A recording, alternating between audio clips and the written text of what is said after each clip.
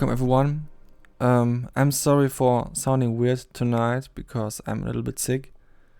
But the good thing is that this plugin, that's just so cheesy, that this plugin is also sick. Okay, enough of that. The thing is, I want to show you a developer that you might not know already, which is always very exciting. And this developer is called Extracell. And the reason why I think that most of you might not know Extracell yet is because I only found Extracell in a Discord group, and it was basically by accident. And on the entire GitHub repository page of Extracell, there are only 2 repositories, which are the plugins Pitchsnap and Exchanger. So I don't know what Extracell did before making these plugins. They definitely did something, and it's not too less because these plugins are wild. But I don't know. I just don't know what they did. I should actually ask them. It would be very interesting to know. All I know is that these plugins were not made in a normal way. They are called Pitchmap and Exchanger, and they were made by converting a pure data thing into a plugin. I have heard of pure data. It is this Algorave thing, or one of these Algorave scripting languages for making music. So it's kind of in the middle between what I'm doing when I'm making plugins and what I'm doing when I'm using a DAW. It's just in the center of that, and that's very exciting, but I have not informed myself about it very good yet. So I can tell you a lot about it, but I can show you what this plugin sounds like, and you will see that it's kind of different than what you normally see in people's first plugins. Really something different. And I want to tell you, I'm sorry if this video is very long. I don't know how long this is going to be. The thing is, I won't cut it. I won't edit it because I'm sick and I don't want to stress myself out too much tonight. I just want to make a quick video. So if it's a little bit slow at times, then please just scroll around the parts that you find interesting. Now, I hope that it's still a lot of fun. I will put Pitchsnap on this aim and break now.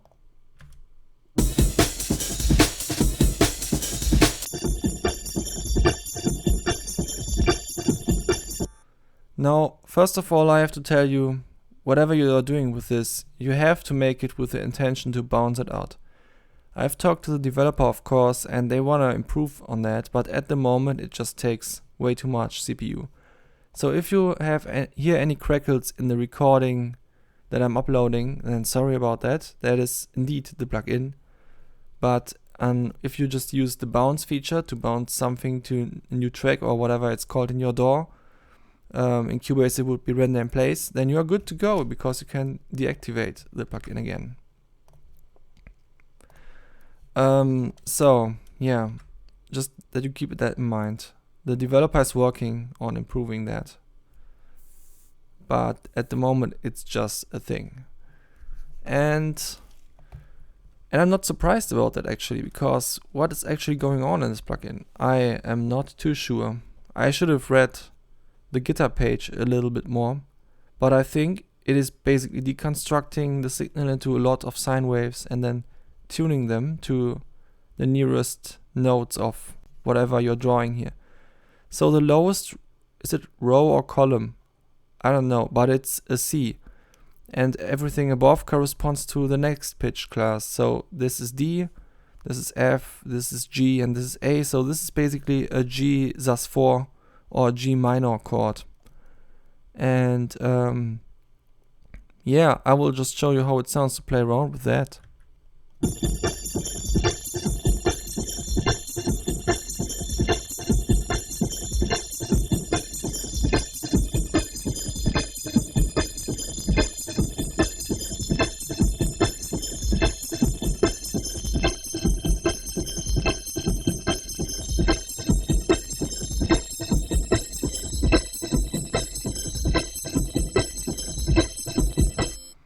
So what did I do now? I made a C major and then with some sort of 7. I don't know which one actually, but they both sound very nice.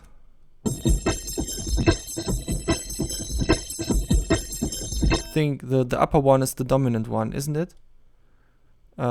Anyway, now what else can you do here? You can smoothen the updates of the frequency matching thing. So stuff gets very bubbly when you turn this up, but you also lose a lot of the sense of what this does to, you know, pitch it to some notes. It doesn't sound like a specific chord anymore.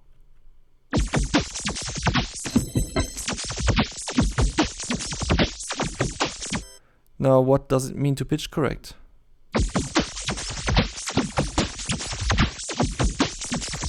I think the pitch correct parameter actually determines how much this is even being taken into account in total. And with the pitch parameter, I don't know if it's a knob or text field because you can drag it, so it's kind of not just a knob, but it's also a text field, so it's sort of something in between. You can transpose this thing, so I can go back to D.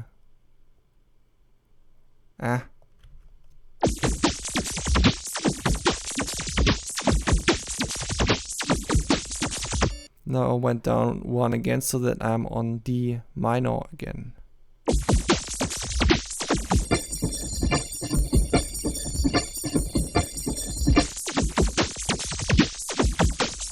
Not that it makes a difference when you turn up the frequency smoothing. When it comes to the frequency smoothing and the amplitude smoothing parameters, I always think like, what would happen if you had way more range on that thing? Like, what would it sound like if the updates were really, really slow? Would it still make a difference, or what were the cut? Because it doesn't make a difference anymore at this point. I'm not entirely sure yet. I guess the developer just wanted to make sure that these first little values from the range don't get lost, because there is a lot of nuance in this range, but it gets a little bit blurred out at the end. In that, if that's true, then I would suggest actually skewing the parameter so that, you know, half the parameter is just about these first values and the rest of the parameter is about whatever else is in the range. I'm not sure how complicated that would be, to be honest, because these plugins are not normal Juice plugins. You know, they were made by converting pure data stuff into plugins in some way. I don't know, I've not informed myself about how that works.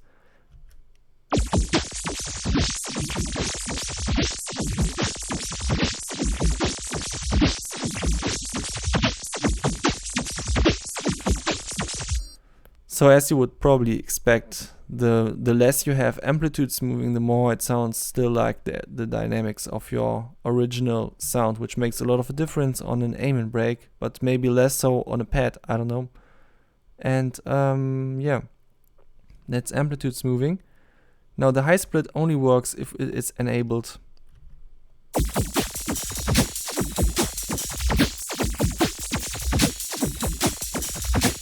It's basically adding another signal, like part of the dry signal, but high passed, because the developer thinks that due to this effect not being able to go through the entire spectral range, we can actually check that out together. They thought maybe people want to have something in these upper ranges still and, you know, just have an easy way to dial that in. I personally put that on disabled before I saved my own default preset, because I think I will mostly use this plugin. Just in the perfect way it works without having to dial in part of the dry signal, or if I really want to do that, then I will do that with Bitwig's FX layer container, where you can have, you know, multiple layers of this current part of the signal chain. Yeah. Okay, where was I? Oh, right, we wanted to look at the spectrum.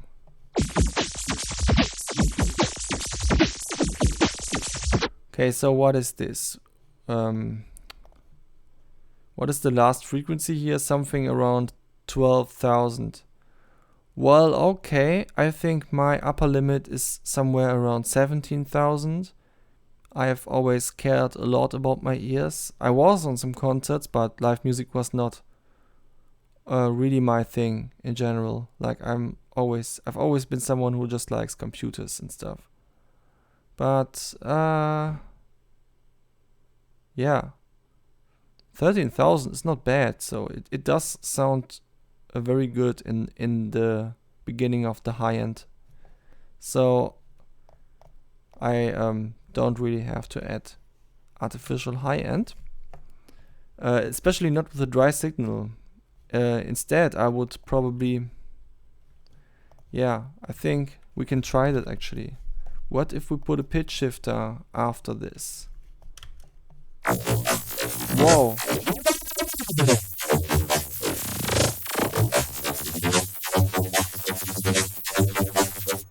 Oh wow, that's satisfying. Oof. That's better than I thought. So now we finally have the whole spectral range, mostly, but now with the sound that just fits to the rest of the sound. So it's not like, ooh, I'm mixing in the dry signal because I have no idea how to deal with this difference in sound. No, can be done like this easily, or any other way that creates lots of overtones, maybe distortion. But that was just super satisfying. I mean, it was good before already, but that was just okay. Anyway, I will do that now.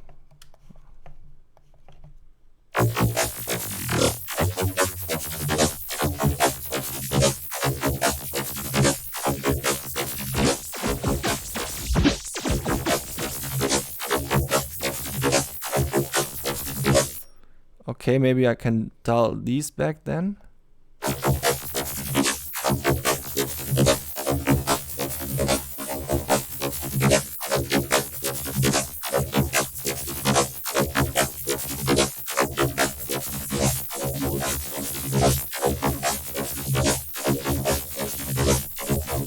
Ooh, I really like that. That's a nice combination of effects.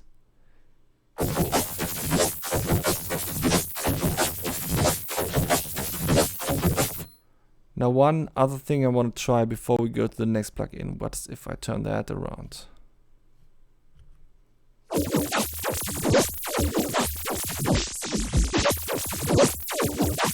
Ooh. Ooh.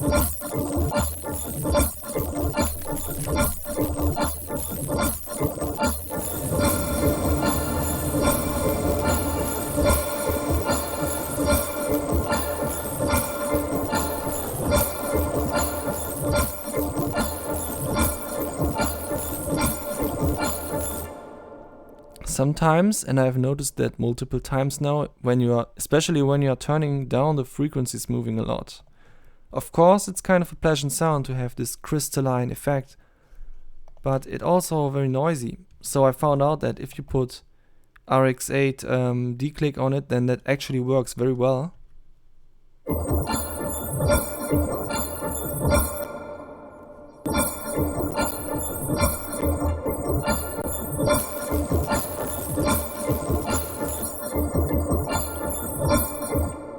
Ooh, my CPU doesn't like that.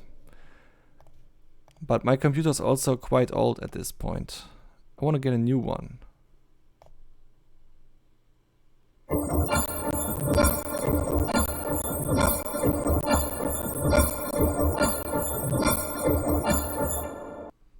I heard graphic cards are very cheap at the moment because the crypto bros had some issues or something.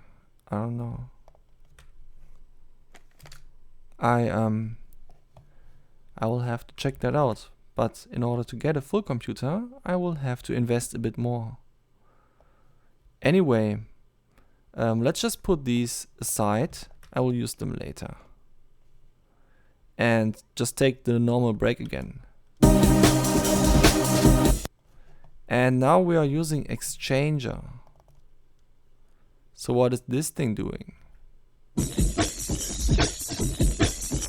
To begin with, it sounds a bit like Pitchsnap as well, but I think the difference will be clear when I dial in the waveform.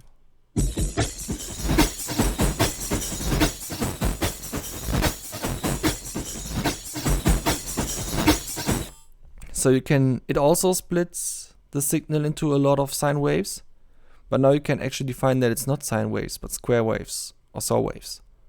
No matter.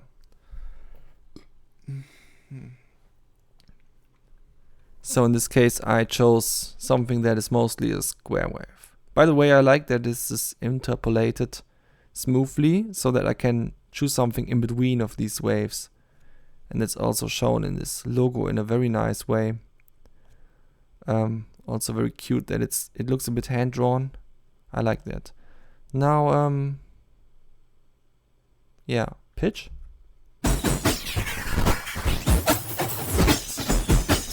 Now this is interesting because here there is no retuning, so you can change the pitch, and it feels more like changing it from the current position of itself rather than as an offset from the chord that was drawn, if that makes sense. Partials is how many partials there actually should be in this new mixed signal. That probably looks pretty cool in the spectrogram. Or in the spectrum analyzer, I mean.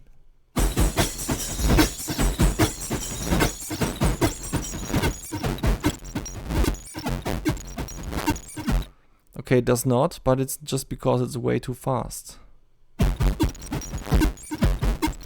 It does look good in the oscilloscope though.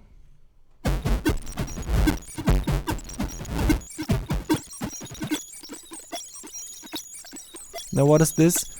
This is basically two filters, a high pass filter and a low pass filter.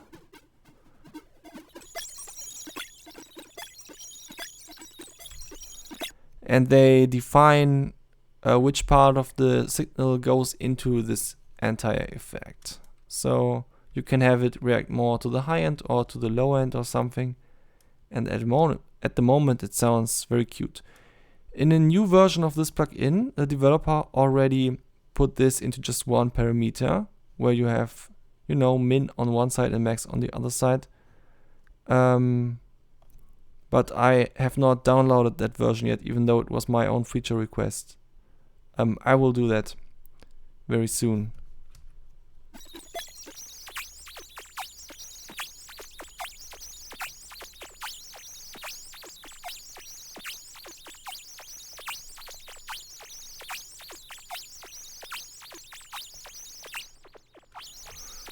Frequency and amplitude smoothing is basically just as in the other plugin as far as I can hear. I like that there's stereo parameter. This makes it a very sound design aware plugin. By the way, it's also much less CPU wasteful, but also quite a lot. So I would also only use it for bouncing.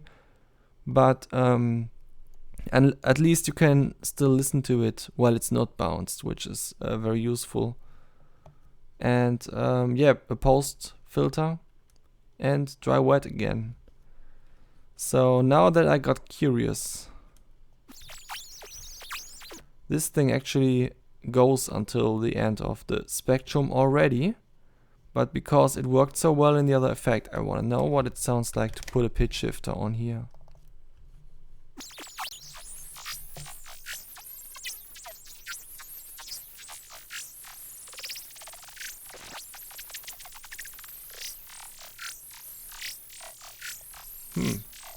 Not bad.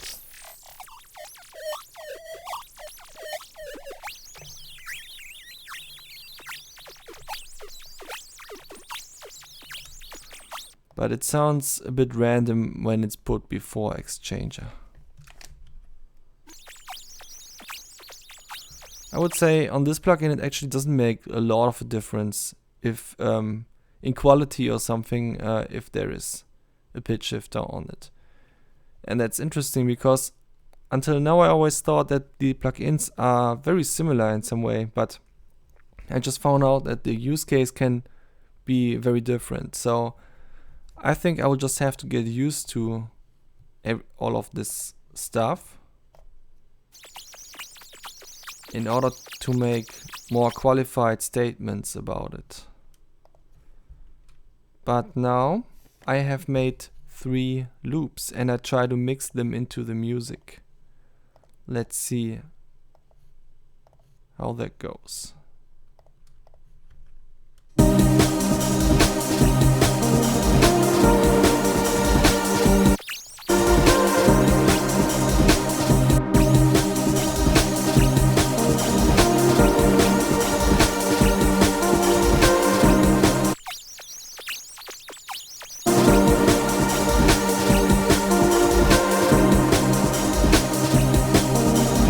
I accidentally shifted something here, but I don't care, it sounds cool. Let's see how this one feels to use.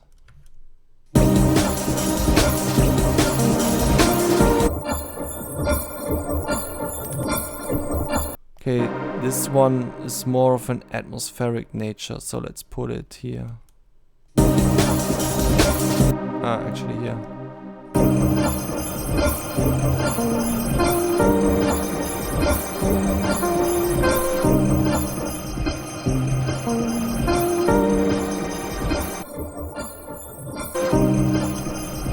I don't know, it doesn't really help there. Let's start a new part.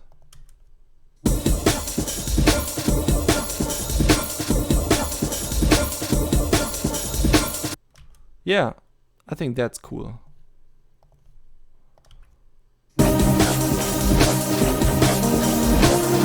Okay, so that was one of the granular experiments.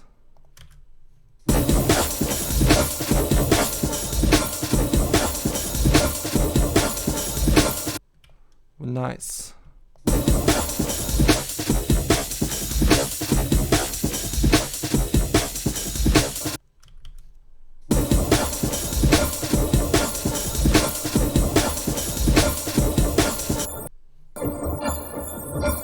This one would sound a little bit better if it has less volume.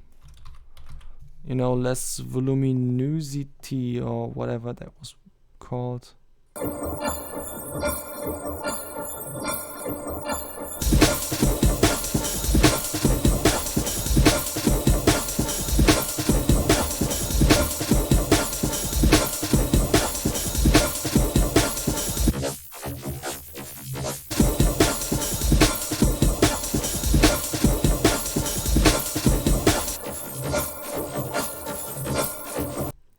This makes me feel so strange because on the one hand I love aim breaks and I just want to let them live, but on the other hand when I turn off the drums entirely and just let the glitchiness flow, then it's like super pleasant. That is a very confusing feeling, and I don't want to discuss that too much in this video because it's just still too confusing. But it's really confusing in a good way, and I think that I was able to basically transfer this information in some way to you.